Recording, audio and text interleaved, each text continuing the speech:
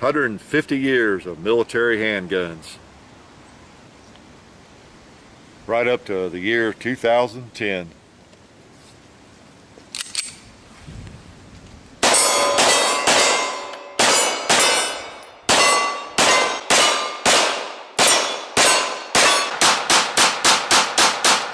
Hickok 45. Today we're going to revisit the Beretta 92 FS. Let's start revisiting. Yeah, let's revisit. Oh, there's some 2 liters. What's wrong with them? They won't break. There's one that will. Oh, yeah, you thought you got away there, didn't you, buddy? Yeah, look at him spew.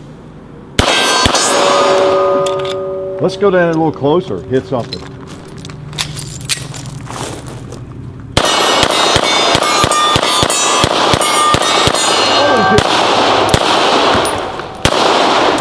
Nice. Quick, had one more bullet. Yes, the Beretta 92 and falling down the hill. FS. We're revisiting. We have visited with it some in the past. We thought it deserved a little revisit. Well, Beretta, man, what can you say about Beretta? The company, I think, as I understand, started in about 1526 making rifle barrels. Been around for almost 500 years. The same, well, family, yeah, family owned and still is, as I understand. 1526 making rifle barrel, and I understand also that in 1526 they found some property here in Tennessee, Gallatin, Tennessee, and bought it because they knew in the year 2015, 2016 they'd be wanting to build a plant here in Tennessee, and we are so happy they did. And they were forward thinking, they planned ahead and got that land on lease and everything, and we're ready to purchase it, you know, just I think last year. So I understand they're going to be building about eventually 500,000 guns a year in that location here in Gallatin, Tennessee, which is really like 30 minutes from me or less. So that's cool. We welcome them to Tennessee, and there's probably a lot of people that don't like to hear that some company is going to be making 500,000 firearms a year, right? Who don't realize there are that many firearms out there. But yeah, Beretta, whatever you think about some of their specific firearms, man, what a storied company, been around so long. This is the 92 FS. You've seen it in action.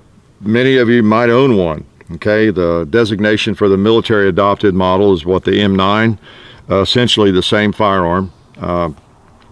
Few changes through the 80s, but it's essentially the same firearm, same feel and everything. You've seen me with it in my hands. You know some of my impressions of it already, and we thought this would qualify as a good firearm to revisit, because we want to do that with firearms that maybe you've not seen for a while, we've not shot a whole lot for a while perhaps, especially classic guns, popular firearms. Has my opinion changed, or what do I think of it now, and you know, what's been our experience, you know, over that time span. So that's what the revisit is. We did the Glock 19 a while back revisit. This is the Beretta 92 revisit. So let's revisit the baby. You know what it looks like. It's clear. It's a cool gun. The cool factor is off the scale for me in a lot of ways. Okay, obviously what do you want me to start with, the negative or the positive? I can't hear you. Okay, well, let's start with the negative. It's had some negative history. We know that in the 80s when it was adopted that there were some slides that cracked. I think it's where the locking block was welded in or something. And of course, any problems at all are going to be exaggerated, and I think they were. But if you look around and read the articles on what actually happened, I think you'll find it wasn't as bad as the internet has made it out to be. Okay, early on there were like 2 or 3 incidents out in the field, I think even with Navy SEALs, and a couple of them required stitches. One had a tooth broken out, but no one was killed that I know of, and that sort of thing. Lots of exaggerations, and then they started testing it more severely or intensely, and then the future, I think, of the breakages that they knew about, they were documented, most of them were in the lab from my reading after firing thousands and thousands of rounds. So I think they kind of traced it back, and some of you may know more about than I do. I mean the truth. They traced it back to some of the slides that were made, I think, in Italy, they think was the issue, and then they decided that they were going to start making them in the United States. Okay, so the slides would be made in the United States, and I think all the firearms, most of them are now made in the United States. But anyway, that was kind of a temporary issue in the mid to late 80s, and from all of my reading, that issue is gone. It's pretty much put to bed.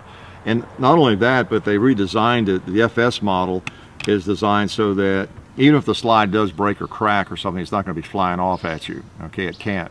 All right. So if you know more about it, you know, I mean, the truth, not just internet myth and that sort of thing, you know, feel free to share it, because I'm not an expert on it, but I ran across several articles about it, people who really seemed to know what they're talking about, and they seem to be on the same page in terms of what really did happen with that. And of course, any failure is bad, and it's kind of like the '03 Springfield rifles, you know, where there were some issues with serial number under what, under 1 million? I forgot now. Off under another subject, right? But you know, there's controversy about that too. But there were some problems with a few of these things. Apparently, that's fixed. That's one of the negatives, right? I think another negative that everybody had to overcome, that Beretta and whatever, anybody that likes them, had to overcome, was the fact that for 70 years, I don't have one out here, but the 1911 ruled and was the adopted pistol of the military. And so, and it was a big bullet. And so you had the 1911 going away. You had a smaller bullet. You got some of the Syntec here from Federal, 115 grain bullet. You got 124 grain bullet or whatever, and that's a lot smaller, a lot lighter than obviously a 230 grain 45. So there were a lot of reasons for people to hate it, just natural reasons. If somebody was looking for a reason, there were a lot of reasons. All right, and so that was one of the negative things about it. And of course, in Full Metal Jacket configuration, if you're going to war, it's for defense, offense, whatever it's for. You know, Full Metal Jacket is not as effective as the great hollow points that are out there today. I've got some HST in one of these magazines, for example. If the military could carry that, it'd be different, you know. But they're stuck with Full Metal Jacket, pretty much. I understand there's some exceptions. So you're comparing Full Metal Jacket effectiveness, 45 versus 9mm. If I had to carry Full Metal Jacket, I'd be looking for a 45 myself. Okay, fortunately, we civilians don't have to do that. We can carry some really modern technology bullets, and they're safer. Okay, they don't pass through and go everywhere as much. So anyway, the bullets, the Full Metal Jackets, you got those issues, and yeah, just change. You know, change comes hard after 70 years. So a lot of people don't like still talking about negatives. One of the negatives, and it's one of my negatives still, is that slide-mounted safety and decocker. You know, it's just awkward up there. I've got a big, long thumb too, and I can reach it better than a lot of people probably, but I still don't like it. You know, I just can't. I can't like it a lot. You know. Okay, I could get used to it if I had to, and that's one of the biggest negatives for me. And then, you know, I don't prefer the double to single action pistols. You know, some people do, and I don't. So it's got that going for it. You know, for me too. All right. What other negatives are there that people hate about this firearm? Again, it's supplanted the 1911, smaller bullet. The decocker, a lot of people just hate that, that slide mounted safety and the way it goes up, you know, to turn it off instead of down like a 1911. You know, pick up a 1911, it's just so natural to swipe that safety downward. But on this, if the safety's on, you got to push it up. It's kind of awkward for me. Even actually my thumb is too long. That's why it's awkward. If it were right there, it'd be better. So you've got those issues, okay? And it's big. I guess that's another negative. It's awfully large for a 9mm. That's one of the common complaints, I guess. It's one of my complaints. I've got a Glock 17 out here. Even it seems a little smaller. It's really not a lot smaller. Model Glock 19, of course, is my favorite carry gun, really, in a lot of ways, than Glock. And it holds 15. You can put a 17 round mag in it, and you've got a thinner gun and a smaller gun. But let's finish with the negatives. I think that's just about the laundry list that people have had, military's had, I've had, a lot of people have. Maybe you can think of some others. I'm sure there were a lot of people that hated the alloy frame, you know, at the time too, because the 1911s were steel, all steel. Now, positives. I think the military folks like the high capacity. And you can't hate that, because man, we've got magazines, the standards. Well, there's so many different magazines that have come along. This one holds 17 and it's flush. And while I've got it a little bit dirty, let's go ahead and shoot those hollow points, because that's another positive. I bet it'll feed them. Okay, I'll bet it'll feed them. I'm gonna put it in my holster in the worst condition possible, safety on, decocked. I did put around the chamber. Yeah, okay. All right, so let's pull it out and take a shot or two here. Hollow points. Oops, I forgot to disengage. That was not on purpose. For dramatic effect. Okay.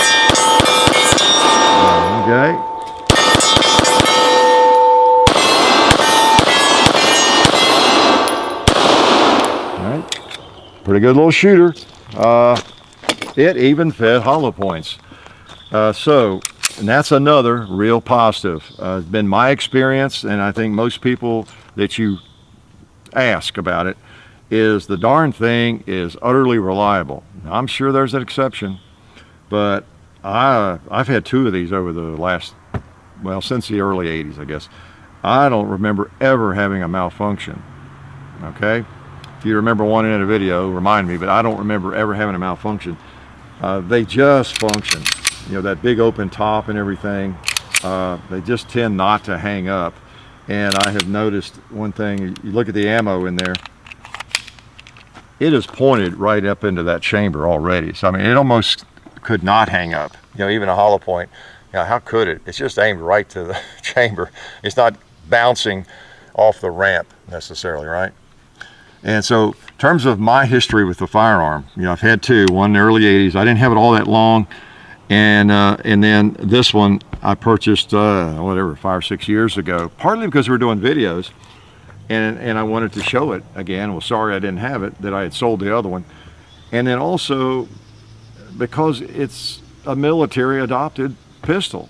There's just an attraction, you know, if you've been around us long, we have a lot of firearms, and we bring a lot of firearms to you that are military surplus, or they're used today or whatever by our military, or some military around the world maybe.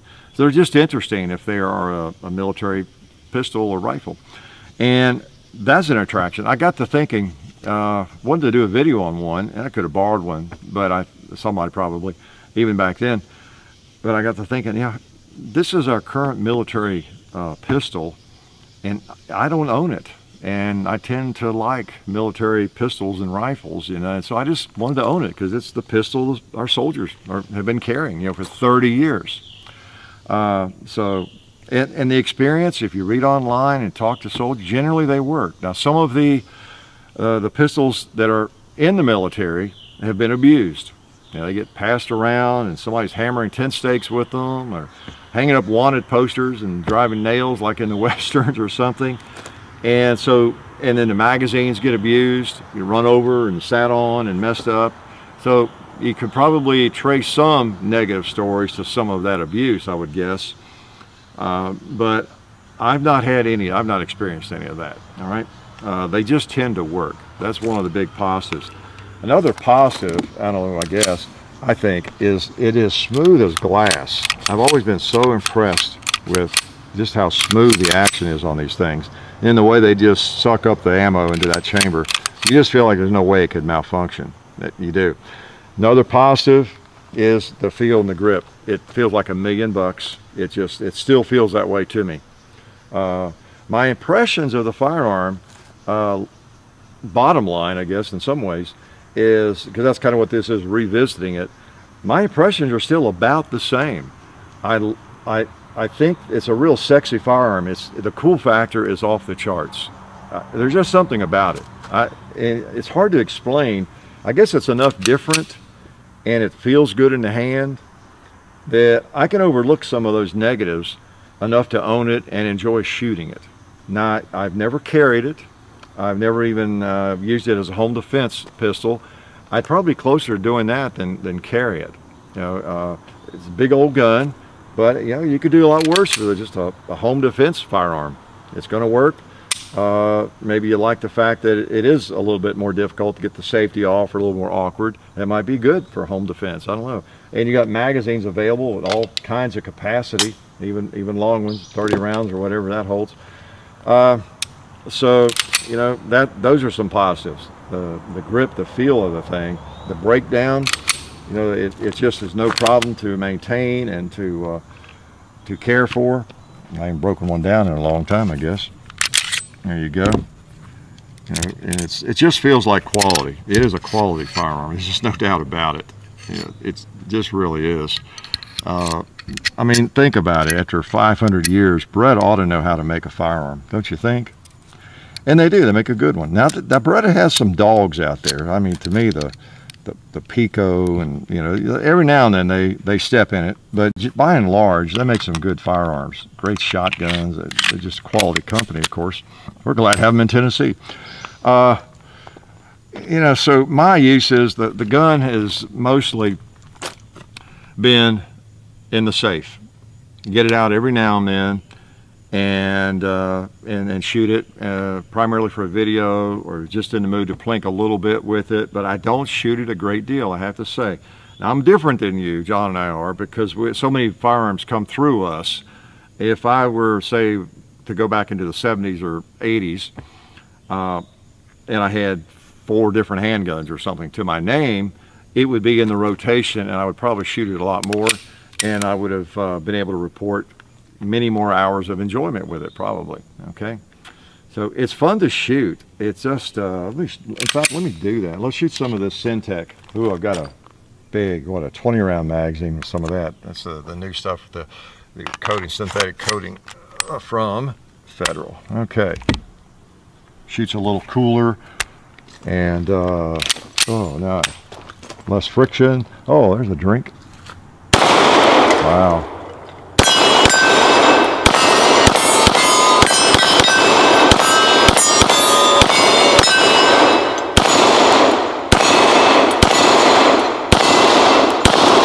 Go to the gong if we have any ammo left.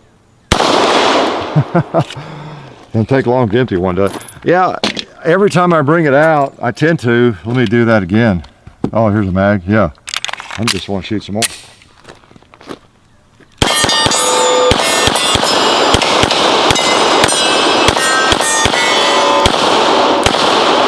Well, I missed the place, but everything else. I tend to enjoy shooting it, and I tend to shoot it, I think, fairly well for just messing around.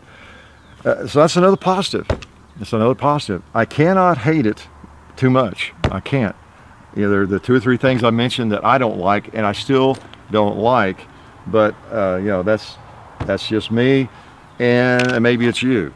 Okay. Now, another thing about the market, updating on as I revisit here, in terms of the market for this firearm, I still think, you know, they sell well. Probably they sell enough of them to keep them going.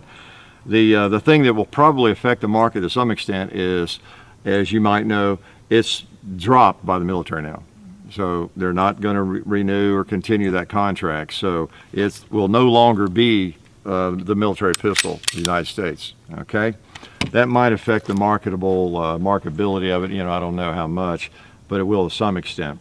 So that's just another little tidbit there.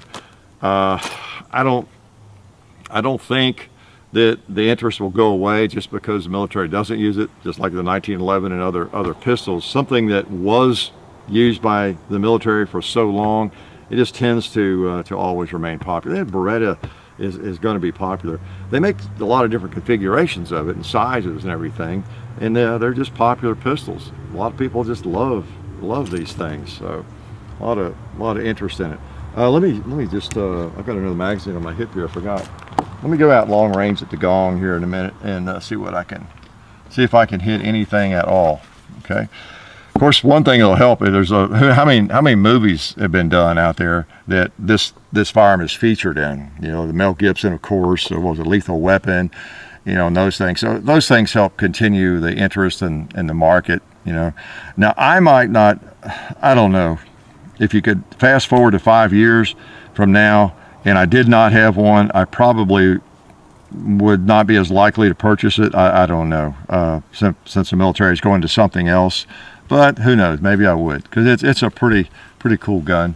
Let's take a couple more shots at long range with it. That old smooth action. If I could pop the red plate.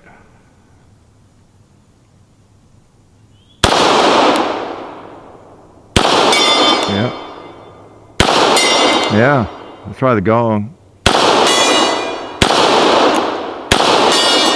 Yep.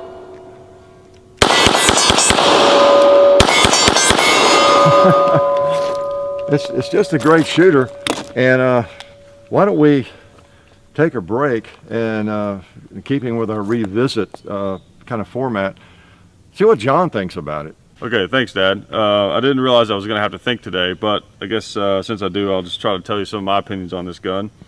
And basically, I agree with basically everything that Dad has said. I can't think of anything that he said that I really disagree with. All the same things. It feels great. It looks great. It's a cool, iconic gun, but it has a few function things I'm not crazy about, like the double to single action. You know, I like the same trigger pull every time, just like what Dad says. You know, it's kind of big. There's a lot of guns I would choose over this gun for concealed carry, but it's a neat gun. I like them. I've always liked them. It's not a gun that I really grew up with, because Dad didn't own one when I was a kid. I think he bought this one a few years ago. So that was kind of the start of my experience of shooting this gun, and I liked it right away. It's just a neat gun. It's a great range gun. You know, if you've got the budget for it, and it's a cool one to add into your collection. It's just a neat gun. So let me shoot it. All right, haven't fired one of these in a really long time. That's the only excuse I can come up with.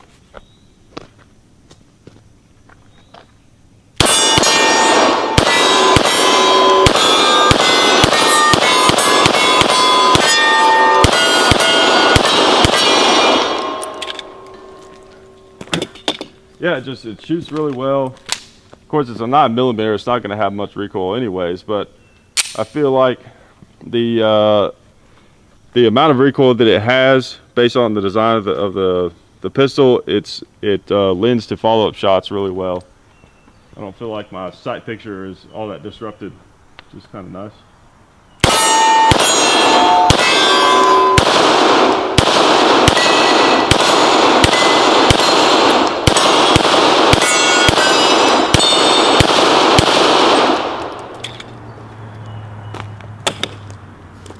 Yeah, there's just not a whole lot to hate about this gun as far as from just a range gun perspective. I know the soldiers, some of them wish they had 45 and they're carrying this thing overseas, but at least, you know, if you're stuck with a 9mm, it's a great shooting gun. It's not overly heavy.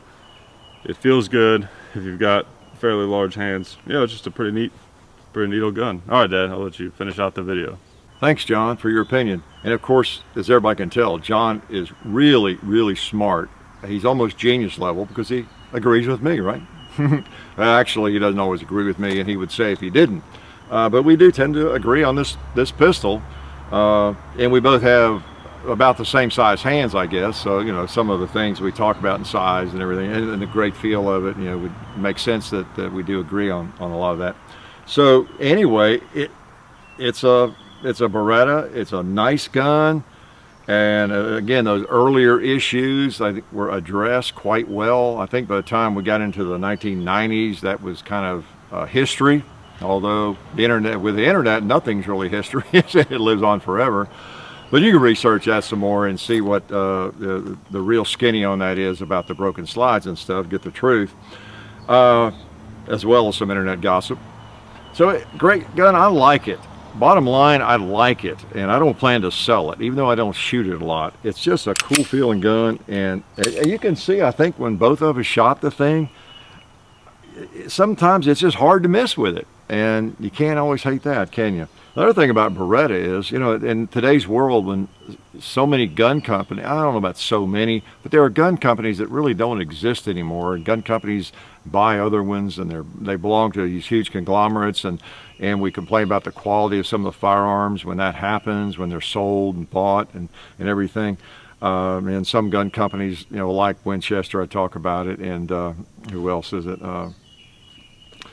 Winchester, and can't think of the other kind, but they don't really exist anymore. You know, a Browning maybe. As far as a factory, you know, where's the Browning factory? Where's the Winchester factory? I want to go tour it, you know, and who owns that now? And these names are just kind of licensed out, and guns are made in Japan and different places. Maybe made very well. Might be made better than they've ever been made, but it's just a different world. Well, it's cool, Beretta, you know, having been in business all these many centuries and still in business, still family owned, and there is a Beretta factory. There is a Beretta plant where you can go walk through. Well, you probably can't go walk through it. I'd like to do that, be cool. But where these guns are made, you know, Beretta. So that's pretty cool. You know, you can't hate that. So while I do have my negatives with this firearm, bottom line is I like it more than I dislike it. I think it just feels so good and shoots great. Hope you enjoyed the revisit. Life is good, and I'm just going to take a couple more shots before I let you go. All right.